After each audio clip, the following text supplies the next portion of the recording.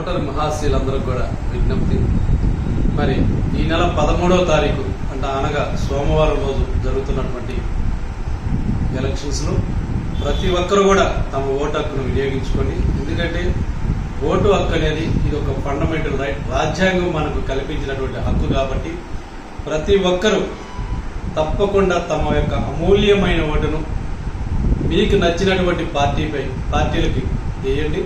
అది ఆలోచించేయండి. ఎందుకంటే భవిష్యత్తులో ఈ ఓటు హక్కు అనేది ప్రతి ఒక్కరికి కూడా 5 సంవత్సరాలకు ఒక్కసారి వస్తుంది. కాబట్టి మీరందరూ కూడా ఏ ప్రభుత్వం మనకి పేదలకి ఉపయోగపడుతుందో ఆలోచించి మీ యొక్క అమూల్యమైన ఓటును మీకు నచ్చినటువంటి పార్టీకి వేయవలసిందిగా కోర్చు.